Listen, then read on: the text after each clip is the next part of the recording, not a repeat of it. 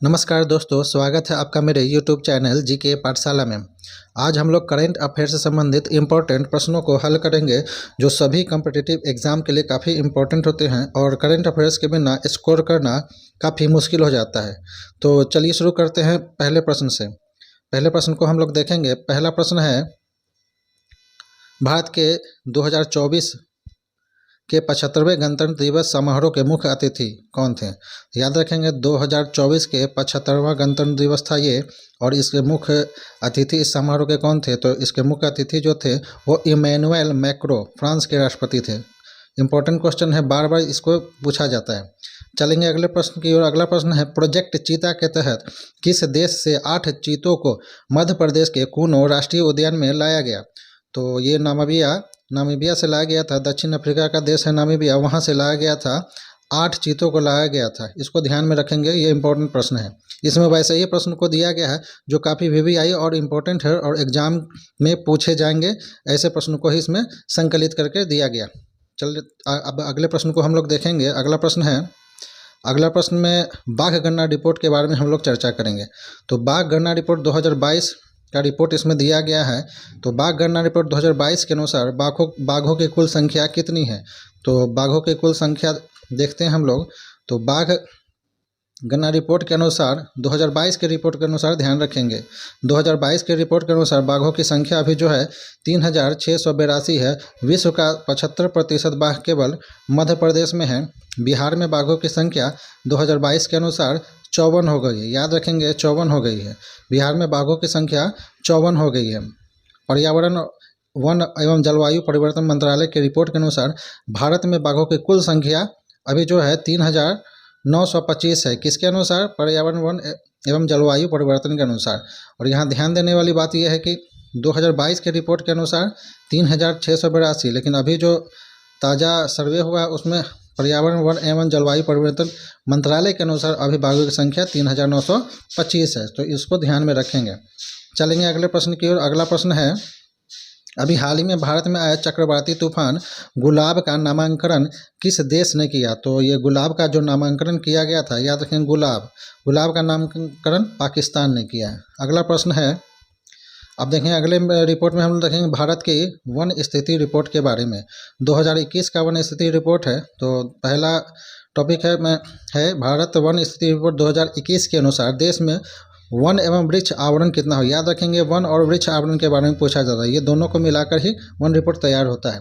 ऐसे अलग अलग भी वन का अलग रिपोर्ट तैयार होता है और वृक्ष आवरण का अलग से रिपोर्ट तैयार होता है। तो हम लोग यहाँ देखेंगे वन और वृक्ष आवरण दोनों के रिपोर्ट को। तो अभी वन और वृक्ष आवरण दोनों का रिपोर्ट आने के बाद जो अभी हो गया है 8,09,537 वर्ग किलोमीटर, जो भारत के टोटल वन का 24.62% है। याद रखेंगे 24.62%। अगला टॉपिक है कुल वृद्धि दर वन और वृक्ष आवरण में 2261 वर्ग किलोमीटर हुआ है। सर्वाधिक वन क्षेत्र वाला राज्य मध्य प्रदेश है। याद रखेंगे सर्वाधिक वन क्षेत्र वाला राज्य मध्य प्रदेश है, 77,493 वर्ग किलोमीटर। सबसे कम वन क्षेत्र वाला राज्य हरियाणा है। देश में सर्वाधिक मैंग्रोव वन, याद रखेंगे देश में सर्वाधिक मैंग्रोव वन जो है, मैंग्रोव वन क्षेत्र वाला जो राज्य है वो पश्चिम बंगाल है, 42.33%। अब अगले रिपोर्ट को हम लोग देखेंगे, चर्चित व्यक्ति निधन 2022 और 2023 में किन चर्चित व्यक्तियों का निधन हो गया उसके बारे में हम लोग देखेंगे। तो पहला है, अभी हाल ही में फातिमा बीबी का निधन हो गया। वो कौन थी? तो फातिमा बीबी जो थी, याद रखेंगे फातिमा बीबी वो भारत के सुप्रीम कोर्ट की पहली महिला जज थी। मोस्ट इंपॉर्टेंट क्वेश्चन है, इसको ये ध्यान में रखेंगे। अगला है, अभी हाल ही में MS गिल का निधन हो गया। वे कौन थे? वो MS गिल जो थे वो पूर्व मुख्य चुनाव आयुक्त थे। ये भी इम्पोर्टेंट क्वेश्चन है। अगला है, अभी हाल ही में MS स्वामीनाथन, याद रखेंगे MS स्वामीनाथन का निधन हो गया। वो भारत में हरित क्रांति के जनक थे। इसमें वैसे ही प्रश्नों को दिया गया है जो काफ़ी इम्पोर्टेंट हैं। अभी हाल ही में चुनाव आयोग के राष्ट्रीय आइकन कौन है? तो अभी चुनाव आयोग के राष्ट्रीय आइकन राजकुमार राव हैं। अगला है, मंगल ग्रह पर रोवर संचालित करने वाली पहली भारतीय महिला कौन है? तो पहली भारतीय महिला, याद रखेंगे पहली भारतीय महिला मंगल ग्रह पे, याद रखेंगे मंगल ग्रह पे। तो अभी डॉक्टर अक्षता कृष्णामूर्ति जो है पहली भारतीय महिला है। अगला टॉपिक देखेंगे, स्वदेशी लड़ाकू विमान तेजस उड़ाने वाले पहले प्रधानमंत्री। तो तेजस उड़ाने वाले पहले प्रधानमंत्री जो हैं वो श्री नरेंद्र मोदी हैं। अगला देखेंगे हम लोग, समान नागरिक संहिता यानी समान नागरिक संहिता यूसीसी, इंपॉर्टेंट क्वेश्चन, अपनाने वाला पहला राज्य। तो यूसीसी अपनाने वाला पहला राज्य उत्तराखंड है। अगला प्रश्न है, देश की पहली वाटर मेट्रो। याद रखेंगे वाटर मेट्रो की शुरुआत कहाँ हुई? तो कोच्चि केरल में हुई है। अगला प्रश्न है, विश्व का सबसे लंबा रेलवे प्लेटफॉर्म। तो विश्व का सबसे लंबा जो रेलवे प्लेटफॉर्म है वो हुबली रेलवे स्टेशन कर्नाटक में। याद रखेंगे सबसे लंबा के बारे में पूछा जा रहा है। अगला प्रश्न है, विरासत पोर्टल क्या है? विरासत पोर्टल जो है वेदों में निहित संदेशों को संप्रेषित करने के लिए है। अगर सीरीज आपको मेरा पसंद आ रहा हो ये करंट अफेयर्स का, तो मेरे चैनल को लाइक करेंगे, सब्सक्राइब करेंगे और बेल आइकन को दबा देंगे। चलेंगे अगले प्रश्न की ओर। अगला प्रश्न है, डिक्शनरी के बारे में बार बार पूछा जाता है कि इसमें प्रश्न है, कोलिंस डिक्शनरी द्वारा चयनित 2023 का वर्ड ऑफ द ईयर। याद रखेंगे वर्ड ऑफ द ईयर के बारे में पूछा जा रहा है। वर्ड ऑफ द ईयर 2023 का word of the year Collins dictionary के अनुसार AI है, आर्टिफिशियल इंटेलिजेंस इसको कहा जाता है। अगला देखेंगे, ऑक्सफोर्ड डिक्शनरी के अनुसार। याद रखेंगे ऑक्सफोर्ड डिक्शनरी के अनुसार 2023 के अनुसार वर्ड ऑफ द ईयर है रिज, ऑक्सफोर्ड डिक्शनरी के अनुसार। अगला हम लोग देखेंगे, चुनाव आयोग का राष्ट्रीय आइकन ब्रांड एम्बेसडर कौन है? चुनाव आयोग का राष्ट्रीय आइकन तो राजकुमार राव है। अगला हम लोग देखेंगे, बिहार खादी के ब्रांड एम्बेसडर एवं बिहार स्टेट आइकन कौन है? तो वो है मैथिली ठाकुर। ये इंपॉर्टेंट क्वेश्चन है, ध्यान में रखेंगे। अगला है, भारत में कोविड-19 के तहत प्रथम बार लॉकडाउन कब लगा? तो प्रथम लॉकडाउन जो लगा था 25 मार्च से 14 अप्रैल को 2020 को लगा था। टोटल 21 दिनों के लिए लॉकडाउन लगा था। अगला है, 100% टीकाकरण करने का लक्ष्य प्राप्त करने वाला पहला राज्य कौन सा बना था उस समय? तो हिमाचल प्रदेश बना था। चलेंगे अगले प्रश्न की। अगला प्रश्न है, संयुक्त सैन्य अभ्यास डेजर्ट साइक्लोन। याद रखेंगे डेजर्ट साइक्लोन 2024 किन दो देशों के बीच हुआ? तो भारत और UAE के बीच हुआ था। याद रखेंगे डेजर्ट साइक्लोन भारत और UAE। अगला है, 17वां सूर्य किरण। याद रखेंगे सूर्य किरण जो होता है वो भारत और नेपाल के बीच होता है। तो ये अभी जो हुआ है 2023 का जो सैन्य अभ्यास जो पिथौरागढ़ उत्तराखंड में हुआ है। अगला है, 9वां मित्र शक्ति। यहाँ रखेंगे मित्र शक्ति सैन्य अभ्यास 2023 भारत और श्रीलंका के बीच हुआ है। तो याद रखेंगे मित्र शक्ति जो सैन्य अभ्यास है वो भारत और श्रीलंका के बीच हुआ है। और 2023 का जो हुआ है औंध पुणे महाराष्ट्र में हुआ है। अगला प्रश्न है, संयुक्त राष्ट्र जलवायु परिवर्तन सम्मेलन COP28 इंपॉर्टेंट क्वेश्चन, आयोजन कहाँ हुआ है? तो ये हुआ है दुबई में हुआ है। याद रखेंगे दुबई संयुक्त अरब अमीरात में हुआ है।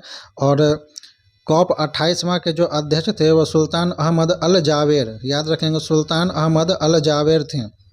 और COP29 का आयोजन जो होगा वो अजरबैजान 2024 में होगा, इसको ध्यान में रखेंगे। अगला है, 18वां G20 शिखर सम्मेलन 2023 का आयोजन कहाँ? 18वां याद रखेंगे 18वां G20 2023 का आयोजन कहाँ हुआ? तो ये हुआ था भारत में। याद रखेंगे भारत मंडप नई दिल्ली में हुआ था। भारतीय शेरपा इसमें थे, अमिताभ कांत थे। G20 में शामिल नया जो सदस्य है, इंपॉर्टेंट क्वेश्चन है, अफ्रीकन यूनियन है। याद रखेंगे अफ्रीकन यूनियन। और अगला 19वां G20 जो सम्मेलन होगा वो ब्राज़ील में होगा। चलेंगे अगले प्रश्न की ओर। अगला प्रश्न है, 15वां ब्रिक्स शिखर सम्मेलन 2023 कहाँ होगा? तो ये आयोजन स्थल होगा जोहान्सबर्ग दक्षिण अफ्रीका। भारत का प्रतिनिधित्व इसमें प्रधानमंत्री नरेंद्र मोदी ने किया। और 16वां याद रखेंगे 16वां ब्रिक्स सम्मेलन जो होगा वो कजान रूस में होगा। अगला है, 49वां G7 याद रखेंगे 49वां G7 शिखर सम्मेलन 2023 कहाँ हुआ? तो ये हुआ था आयोजन स्थल हिरोशिमा और जापान में। याद रखेंगे आयोजन स्थल जो है वो हिरोशिमा जापान में हुआ था। और 50वां G7 का शिखर सम्मेलन 2024 में इटली में होगा। ये भी इम्पोर्टेंट क्वेश्चन है। अगला है, 12वां विश्व हिंदी सम्मेलन कहाँ हुआ? तो ये हुआ था आयोजन स्थल इसका है नाडी फिजी में हुआ था। भारत का प्रतिनिधित्व जो है विदेश मंत्री S जयशंकर ने किया था। अगले प्रश्न को देखेंगे, ऑपरेशन अजय क्या है? याद रखेंगे ऑपरेशन अजय जो है भारत सरकार द्वारा इजराइल और हमास का जो अभी युद्ध हुआ था उसके दौरान इजराइल से भारतीयों को वापस लाने के लिए ऑपरेशन है। इजराइल और से भारतीयों को वापस लाने के लिए ऑपरेशन अजय है, या ध्यान में रखेंगे। अगला है ऑपरेशन कावेरी। क्या है ऑपरेशन कावेरी? तो ऑपरेशन कावेरी भारत सरकार द्वारा युद्धग्रस्त सूडान में फंसे हुए, याद रखेंगे, कावेरी जो है सूडान में फंसे हुए भारतीयों को वापस लाने के लिए ऑपरेशन कावेरी। अगला है ऑपरेशन दोस्त। क्या है ऑपरेशन दोस्त? याद रखेंगे ऑपरेशन दोस्त। तो भारत सरकार द्वारा भूकंप प्रभावित क्षेत्र तुर्की और सीरिया की मदद के लिए वायुसेना का C-17 ग्लोब मास्टर विमान लगाया गया है। तो ये जो ऑपरेशन दोस्त जो है वो क्या है? भूकंप प्रभावित क्षेत्र तुर्की और सीरिया के लिए। अगला है ऑपरेशन गंगा। ये बार बार पूछा गया है, इससे पहले सभी कंपटीशन एग्जाम में इसको पूछा गया है। ऑपरेशन गंगा क्या है? तो भारत सरकार द्वारा युद्धग्रस्त यूक्रेन में फंसे हुए भारतीय नागरिकों और छात्रों को भारत लाने के लिए है। अगला है ऑपरेशन देवी शक्ति है। तो ऑपरेशन देवी शक्ति क्या है? विदेश मंत्रालय द्वारा तालिबान के कब्जे वाले अफगानिस्तान में फंसे भारतीयों को निकालने के लिए, याद रखेंगे, अफगानिस्तान में फंसे भारतीयों को निकालने के लिए ऑपरेशन देवी शक्ति चलाया गया था। अगला है भारतीय स्वच्छता सर्वेक्षण रिपोर्ट 2023 के अनुसार सबसे स्वच्छ शहर कौन है? तो 2023 के अनुसार सबसे स्वच्छ शहर जो है इंदौर और सूरत दोनों को संयुक्त रूप से दिया गया है। इसमें बिहार का स्थान 15वां है, इसको ध्यान में रखेंगे। अगला है सुशासन सूचकांक 2021। याद रखेंगे सुशासन सूचकांक 2021 के अनुसार भारत का प्रथम राज्य कौन है? तो गुजरात जो है इसका प्रथम राज्य है। अगले प्रश्न पर देखेंगे दूसरा राष्ट्रीय बहुआयामी गरीबी सूचकांक 2023 के अनुसार सबसे गरीब राज्य कौन है? तो सबसे गरीब राज्य जो है बिहार है, जिसका परसेंटेज जो है 33.76% लोग यहाँ के गरीब है। और सबसे कम गरीब राज्य जो है वो केरल है। जारी करता है इसका नीति आयोग, जारी करता है नीति आयोग। बहुआयामी गरीबी सूचकांक को जारी कौन करता है? नीति आयोग जारी करता है। अगला प्रश्न है विश्व जलवायु प्रदर्शन सूचकांक 2024 के अनुसार भारत का स्थान कौन सा है? तो इसमें भारत का स्थान जो है वो 7वां है। अगला प्रश्न है विश्व यूनिकॉर्न रैंकिंग में भारत का कौन सा स्थान है? तो यूनिकॉर्न रैंकिंग में भारत का जो स्थान है वो 3रा है। अगला प्रश्न है विश्व ग्लोबल हंगर इंडेक्स, याद रखेंगे हंगर इंडेक्स 2023 के अनुसार भारत का कौन सा स्थान है? तो 111वां स्थान है। अगला है विश्व प्रेस स्वतंत्रता सूचकांक 2023। इंपॉर्टेंट क्वेश्चन है, पूछा जाता है कौन सा स्थान भारत का स्थान इसमें कौन सा है? तो 180 देशों में, याद रखें 180 देशों में भारत का स्थान 161वां है। अगला प्रश्न है हेलने पासपोर्ट रिपोर्ट 2024 के अनुसार भारत का कौन सा स्थान है? तो भारत का इसमें स्थान 80वां है। अगला है अंतर्राष्ट्रीय बौद्धिक संपदा सूचकांक 2023 के अनुसार, याद रखेंगे अंतर्राष्ट्रीय बौद्धिक संपदा सूचकांक 2023 के अनुसार भारत का कौन सा स्थान है? तो 42वां स्थान है। तो कैसा लगा मेरा ये वीडियो? अगर सीरीज पसंद आया है तो मेरे चैनल को लाइक करेंगे, सब्सक्राइब करेंगे। धन्यवाद।